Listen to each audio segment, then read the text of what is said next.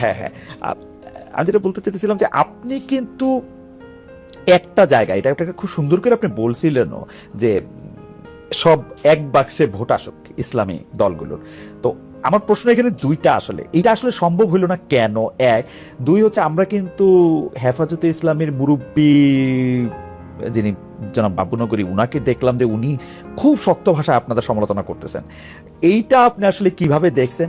দুই হচ্ছে প্র্যাকটিক্যালি কি ইসলামের অনেকগুলি জিনিস তো আছে সাবজেক্ট টু ইন্টারপ্রিটেশন, আমি নিজেও একটু একটু পড়তে বা দেখতে চেষ্টা করি, পারি পড়বো না এরকম, কিন্তু অনেক কিছু আছে সাবজেক্ট টু ইন্টারপ্রিটেশন। তো ওইটাকে আসলে এক বাক্সে আনা সম্ভব বা একরকম করে এটা চিন্তা করা সম্ভব কিনা? দেখেন, মানুষ যখন ভালো কিছু চিন্তা করে তখন তার সামনে একটা টার্গেট থাকে, হুম, যে আমি ওই জায়গাটায় পৌঁছতে চাই। হুম, কিন্তু সবসময় মানুষ 100% কিন্তু অ্যাচিভ করতে পারে না। হুম, এটা জাতীয় জীবনে একটা বড় ধরনের পদক্ষেপ বলতে পারে না। হুম, হুম, বাকি দলগুলা কিন্তু আমাদের সাথে ছিল, তারা আমাদেরকে ছেড়ে দেন।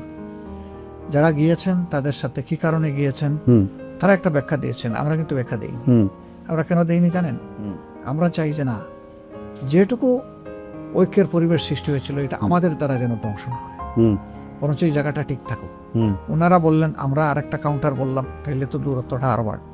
বরঞ্চ দেখেন আমরা কি করেছি, ওনাদের সিট নিয়ে কথাবার্তা ছিল, স্যাটিসফাইড হয়তো ওনারা হতে পারেন নাই, এর কারণে ওনারা সরে গেছেন, চলে গেছেন।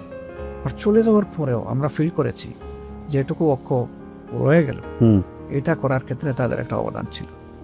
আমরা এর প্রতি সম্মান দেখানোর জন্য হুম, আমাদের একজন এপেক্স বডি মেম্বার হুম, বরিশাল পাস মানে মহানগরী যেটি, হুম, সেখানে উনি আমাদের ক্যান্ডিডেট ছিলেন, আমরা তাকে উড্র করে নিলাম, তাদেরকে রেসপেক্ট করেছি। হুম, যে তারা দুইটা সিটে পীর সাহেবের ইমিডিয়েট ছোট ভাই যে হুম, হুম, হুম, মুফতি ফয়জুল হক সাহেব, হুম। তিনি দাঁড়িয়েছেন, অন্তত একটা সিটে আমরা আমাদের ক্যান্ডিডেট উড্র করে তাদেরকে সম্মানটা দেখাই। হুম। আমরা কিন্তু ওইটুকু বলেছি। হুম। তারা এরপরে ওনারা কি বলেছেন সেটা ওনাদের ব্যাপার। ওকে। আমরা কিন্তু এই বিতর্কে যাইনি। এবার আসেন বাবুনগরী সাহেব।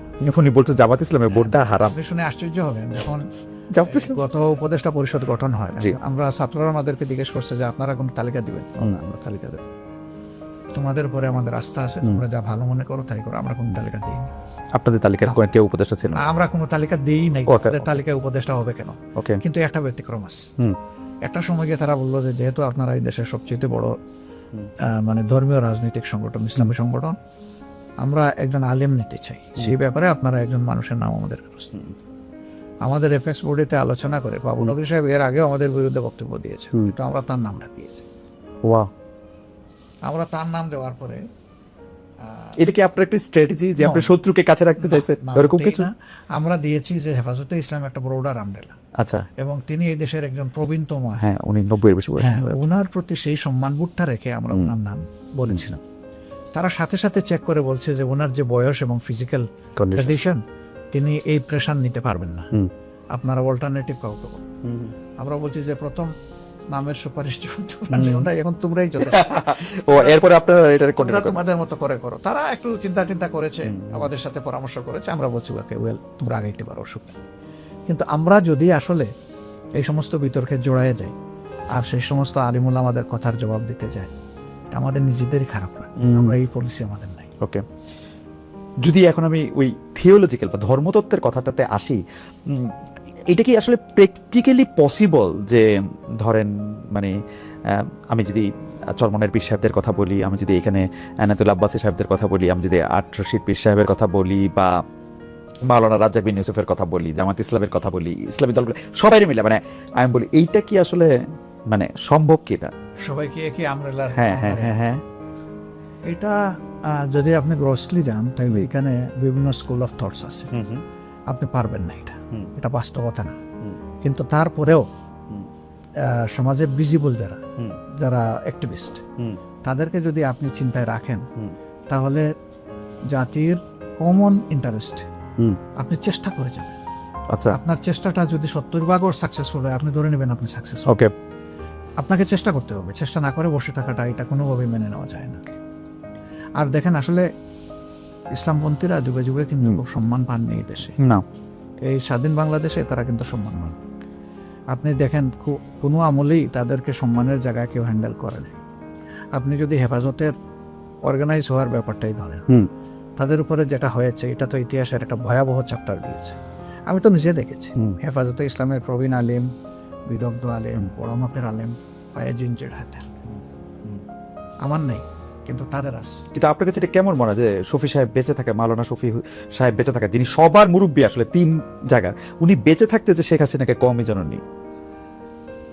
উনি বলেন নাই, মৌলানা রুহুল আমিন সাহেব বলেছিলেন। এখন ওনার সভাপতিত্বে হয়েছিল। হ্যাঁ হ্যাঁ হ্যাঁ হ্যাঁ মানে হ্যাঁ হ্যাঁ হ্যাঁ। কিন্তু তারপরে যে হাটহাজারীকে বাড়তি, তারা কেন বলেছে, এবং হাটহাজারীকে বাড়তি মানে মানে কিছু জিনিস, যেমন আমি শুনছি কিছু খাস জমি, কিছু মানে মাদ্রাসার ইয়ার জন্য আর কি, বা একাডেমির সুবিধার জন্য, বাট মানে এটার আপনি কিভাবে ব্যাখ্যা করছেন? দেখেন, আপনি যেভাবে শুনেছেন আমিও শুনেছি, কিন্তু এই বিষয়গুলোর কোনো অথেন্টিক ডকুমেন্ট যেহেতু আমার কাছে নাই, এই ব্যাপারে আমি কথা বলা সমীচীন মনে করি না। আচ্ছা ঠিক আছে, তাহলে আমরা জোটের অন্য একটা প্রসঙ্গে আসি, সেটা হচ্ছে এনসিপি। আমরা দেখতে পাচ্ছিলাম যে আপনি এটা সবসময় কনসিস্টেন্টলি আপনি বলে আসছেন, যে এটা আপনি খুব সুন্দর করে 2টা বাক্য বলেন, এই মুহূর্তে আবার মুখস্থ মনে পড়ছে, মানে নেতৃত্বে যুব সমাজ, অংশগ্রহণে সারা দেশ, মনে হয় ওরকম আর কি, জুলাই আন্দোলন সম্পর্কে।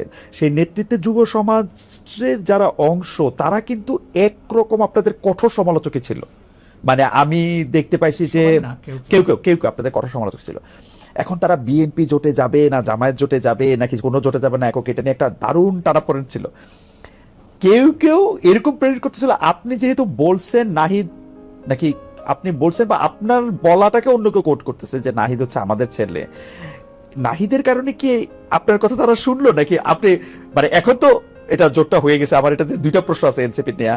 তো প্রথম প্রশ্ন হচ্ছে, আপনি তাদের কনভিন্স কেমনে করলে, মানে তারা আপনার কাছে আসলে দেখেন কিছু দাবি কেন করলো? একটা ওয়ান্ডারফুল কাজ করেছে, যেটা আমরা করতে পারি নাই সেটা তারা করেছে। আমি তাদেরকে এনাফ ইন্টেলিজেন্ট মনে করি। তবে এটা বলতে পারেন আপনি যে তাদের বয়স, অভিজ্ঞতা, এগুলার লিমিটেশন থাকতে, এটা তো আমারও ছিল তাদের বয়সে। কিন্তু আমার মাঝখানে একটা প্রশ্ন আছে, আপনারা যখন আন্দোলন করতেছেন, 17 বছর ধরে মারা যাচ্ছেন, যখন এখানে গুম হচ্ছে, খুন হচ্ছে, বাজে ইলেকশন হচ্ছে, তখন তো তার আন্দোলনটাতে, আপনাদের আন্দোলনটাতে তারা অংশগ্রহণ করে নাই। তারা একটা সরকারি চাকরি, আমি কথার কথা বলতেছি, মানে ওনারা রাগ না করাটাই উচিত, কিন্তু আপনাদের যে আত্মত্যাগ, সেই সময় তো তারা এটাতে অংশগ্রহণ করে নাই। তারা তো এই মানে পলিটিক্যালি যে তারা চিন্তাশীল, এটার প্রমাণ তো আমরা পাই নাই। আসলে দেখেন, এগুলা আপেক্ষিক ব্যাপার। তারা তখন কোন এনভায়রনমেন্টে ছিল না ছিল সেগুলো একটা বিষয়। এই ছেলেগুলা তখন বয়স কত ছিল, আরো ছোট ছিল, অন্য ছেলেরা ছিল আর কি, অন্য ছেলেরা ছিল, তো অন্য ছেলেরা তারাও কোটা আন্দোলন করেছে এর আগে। ওটা কোটার জন্য, কোটার জন্য, হ্যাঁ, পলিটিক্যাল আন্দোলন তো আপনাদের সঙ্গে শামিল হলো না, বিএনপির সাথে শামিল হলো না, সম্পৃক্ত হয় নাই। তো ঢাকা বিশ্ববিদ্যালয়ের সব আন্দোলনের কিন্তু সর্বকালের সত্যি, রাইট, এটা কিন্তু কেউ আমরা ইগনোর করতে পারবো। সেই ঢাকা বিশ্ববিদ্যালয়ের অবস্থাটা কি ছিল? খুবই অপোজিশন ভয়েস সেখানে সাস্টেইন করার মতো কোনো অবস্থা ছিল না, ছিল না, টোটালি সেখানে সাপ্রেস ছিল না, এবং সেই সাপ্রেশনের কারণে ছাত্র সমাজ একটা আতঙ্কের মধ্যে দিন কাটাতো। এই আন্দোলনগুলো যেহেতু ইস্যু ভিত্তিক এবং সব ছাত্রদের ইন্টারেস্ট এখানে জড়িত, এই কারণে 18 সালেও এটা একটা সাকসেসের মুখ দেখেছে এবং ফাইনালি এসে 24 সালে এটা দেখেছে। তো তারা করে না এই কথা বলা যাবে না, তারা ছিল, বিভিন্নভাবে ছিল, কিন্তু তখনকার পরিবেশ পরিস্থিতি হয়তো তাদেরকে সেভাবে এলাও করে। আমি বলছিলাম যে তারা তো ইন্টেলিজেন্ট এনাফ, আমার দ্বারা ইনফ্লুয়েন্স হবে কেন? তারা তাদের ভালো মন্দ বোঝার জন্য আমি মনে করি এনাফ, যথেষ্ট। তারা তাদের সব দিক বিবেচনা করে দেখেছে যে রাজনৈতিক এলি যদি সিলেক্ট করতে হয় তাইলে কাকে তারা বেটার মনে করে, তারা তো বেটার অপশনটাই চয়েস করবে। আর নাহিদের ব্যাপারে যেটা বলেছেন, এটা আমি আজকে শুনলাম, আমি এর আগে শুনি নাই যে সে আমাদের ছেলে। আমি কারো মুখে এটা শুনি নাই। সে কোনোদিনই আমাদের ছাত্র সংগঠনের সাথে জড়িত ছিল না, এটা আমি কনফার্ম। ওকে, তার অবস্থান ছিল আলাদা। কেউ একজন, আচ্ছা আমার ঠিক মনে পড়তেছে না, মানে কেউ একজন হয়তো অন্য আরেকজনকে কোট করে এরকম একটা কথা। নাহিদ তো একা সিদ্ধান্ত নেওয়ার মালিক না। নাহিদের সাথে তো ধরেন তার আরো অনেকেই আছে, সঙ্গীরা আছে, সবাই কিন্তু তারা খুবই ইন্টেলিজেন্ট। আচ্ছা, আমি জাস্ট এই প্রসঙ্গে আপনাকে মানে অল্প বিরোধিতার যে কথাটা বলছি, আমাদের বিরোধিতা কে করে নাই? আপনি সহ সবাই করেছে। আমি না মানে সবাই আর কি, আচ্ছা সবাই করে, না করছি, আমরা সবাই করছি, এটা ঠিক আছে, কেউ তো বাদ যায় না, এটা ঠিক আছে। আমরা কিন্তু দেখবেন যে বিরোধিতায় অত রিঅ্যাক্ট করি না, না আপনি কথা, আমরা কিন্তু অ্যাবসর্ব করে নেই সবকিছু। না এটা অ্যাবসলিউটলি ঠিক। আচ্ছা, তারা যারা করেছে আমি মনে করি এটা এসেন্স অফ ডেমোক্রেসি। এটা জানার জন্য যে এটা নেগোসিয়েশনটার ক্ষেত্রে কি আপনি মনে করেন 30টা বেশি হয়ে গেছিল এনসিপির জন্য, নাকি ইটস ওকে, মানে আপনি কি এটা হাইন্ডসাইট আপনি কি মনে করেন যে বা কম হয়ে গেছিল এরকম কোনো কিছু? আমরা আসলে বিষয়টাকে ফ্লেক্সিবলি দেখেছি, সবার ক্ষেত্রে আছে। আপনি বলবেন তাইলে ফ্লেক্সিবলি দেখলে একটা দল চলে গেল, আমরা তাদের কাছে আমাদের এই ফ্লেক্সিবিলিটিটা হয়তো এনাফ মনে হয়নি, বাকিদের কাছে এনাফ মনে হয়েছে, বস তারা এটাকে অ্যাকসেপ্ট করেছে। ওকে, এইটা আপনাকে দ্রুত এটা জিজ্ঞেস করতে চাই, অনেক আইনজীবী এরকম বলতেছেন যে আপনারা একটা সংবিধান রক্ষা করার শপথ নিয়েছেন, এরপরে আবার এই সংবিধানটা ভাঙচুর করে ফেলে দেওয়ার শপথ নিচ্ছেন, এইটা নাকি আপনাদের আগের শপথটাকে শেষ করে দিছে। এইটাকে আপনারা আইনজীবীদের সাথে কথা বলছেন বা আপনাদের উচ্চ ফোরামে কথা বলছেন কিনা, মানে ওই যে সংবিধান সংস্কার পরিষদের শপথ আরেকটা নেয়ার ফলে আপনাদের আগের শপথটা বাতিল হয়ে গেছে কিনা? আগের কোন শপথ? ওই যে সংসদ সদস্য হিসেবে শপথটা আর কি। না, এটা তো ওখানে চার্টারেই লেখা আছে যে দুইটা শপথ একসাথে হবে, একই ব্যক্তি নেবেন, একই দিনে হবে। হ্যাঁ হ্যাঁ, এটা তো ওইটার আলোকেই আমরা নিয়েছি, বরঞ্চ যারা নেন নাই তারা হ্যাঁ। সিগনেটরি হিসাবে এটা মানলেন না, এখানে তাদের অব্লিগেশন কিন্তু তৈরি হয়ে গেল। আমরা তো চাইবো তারা তাদের অব্লিগেশনটা ফুলফিল করে। আপনি প্রশ্ন করেছেন 2008 সালে আমাদের সংসদে মাত্র 2টি আসন ছিল, সেখান থেকে আজকে প্রধান বিরোধী দল হওয়ার একটা অবস্থান আল্লাহর মেহেরবানি আমাদের তৈরি হয়েছে। তো এই যে উত্থান, এটা কি কারণে? আসলে কারণ অন্য কিছু নয়। জামাত ইসলামী সবসময় সত্যের পক্ষে লড়াই করেছে। জামাত ইসলামী চেয়েছে একটা সুশাসনযুক্ত, দুর্নীতিমুক্ত একটা দেশ হোক, যেই দেশে প্রত্যেকটা নাগরিক মূল্যায়িত হবে তার আপন যোগ্যতায়, এবং অযোগ্যরাদের যে দেশে মানুষের মাথার উপরে ছড়ি ঘুরাবে না। আমাদের সমাজ দুর্নীতিতে আকণ্ঠ নিমজ্জিত। রাজনৈতিক দলগুলো তার বাইরে নয় বললে পুরাপুরি সত্য প্রকাশ পাবে না, বরঞ্চ রাজনৈতিক দলগুলোর নেতৃত্বেই এই দুর্নীতিগুলো হয়ে থাকে, যেটা আমরা 54 বছরের বিভিন্ন পর্বে দেখেছি, কখনো একটু কম কখনো বেশি, কিন্তু দেশ কখনো দুর্নীতিমুক্ত ছিল না, এবং দুর্নীতিমুক্ত করার জন্য সেই রকম দৃশ্যমান কোনো পদক্ষেপ কারো পক্ষ থেকে আমাদের সামনে পরিলক্ষিত হয়নি। এটি একটা সাইড। আরেকটা সাইড হচ্ছে যে সমাজে সত্যিকার অর্থে গ্রাম আদালত থেকে শুরু করে উচ্চ আদালত পর্যন্ত কোথাও মানুষ কাঙ্ক্ষিত বিচারটা পায় না। যার সামাজিক প্রভাব আছে, যার টাকা আছে, বিচার তার পক্ষে কথা বলে, এবং অনেক সময় মজলুম তার নিয়ে বিচারটা খুঁজেও পায় না, কোথায় হারিয়ে যায়। তো বাংলাদেশের মানুষ এই জায়গাগুলোতে খুব জর্জরিত। জননিরাপত্তার বিষয় যদি সামনে আনে, তাহলে কারো জীবনে কোনো নিরাপত্তা নেই, ঘরেও নাই, চলাচলেও নাই, কর্মস্থলেও নাই।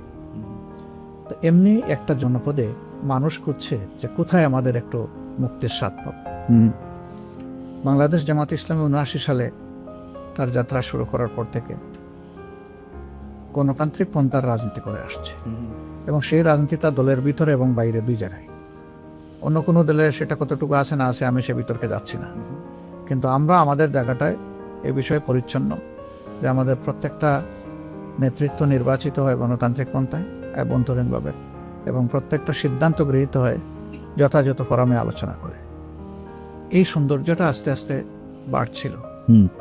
আর বিশেষ করে 2024 সালে যখন আমাদের যুব সমাজ তাদের ন্যায্য কাজের দাবিতে, তাদের মেধার স্বীকৃতির দাবিতে যখন আন্দোলন শুরু করে, তখন সরকার অতীতের 15.5 বছরের মতোই চেয়েছিল এই আন্দোলনটাকে দমিয়ে দিতে, কিন্তু শেষ পর্যন্ত তাদের হাত থেকে ফসকে যায় তাদের এই কন্ট্রোল, নিয়ন্ত্রণ, এবং জনতার বিজয় হয়। তবে সে বিজয়ের যে লড়াইয়ের নেতৃত্ব দিয়েছে যুব সমাজ। আমরা কোনো রাজনৈতিক দল নেতৃত্বের এই ক্রেডিট যদি দাবি করি, এটা চরম অন্যায় হবে। এটা আন্দোলনের নেতৃত্বে যুব সমাজ আর অংশগ্রহণে সারা বাংলাদেশ। সেই বাংলাদেশের মধ্যে আমরাও ছিলাম, অন্যান্য রাজনৈতিক দলও ছিল, যেহেতু আমরা সবাই মজলুম ছিলাম। সেই কারণে সমস্ত মজলুমের একটা মিলন মেলা বলতে পারেন যে এই আন্দোলনটা ছিল। আন্দোলন সফল হওয়ার পরে লক্ষ্য করবেন যে কখনো আমরা এই আন্দোলনের কোনো ক্রেডিট দাবি করিনি, কখনো না, কোনোভাবেই না। আমরা সবসময় বলে এসেছি নেতৃত্বে যুব সমাজ, অংশগ্রহণে দেশবাসী, এবং এই বিজয়ে দেশবাসীর বিজয়। কিন্তু পাশাপাশি আমরা দেখেছি অনেকেই তারা সেখানে ক্রেডিট ক্লেম করেছে, তো আমরা সেই দিকে যাইনি। আশ্চর্যের বিষয়, যখন এই আন্দোলনে বাংলাদেশের মানুষগুলা কোন দলের হয়ে লড়াই করেছে মানুষের জন্য, তখন সেই শহীদ মানুষগুলাকে নিয়েও বাগবাটোরা শুরু হয়ে গেল। আমরা কিন্তু এর বিরুদ্ধে করেছি।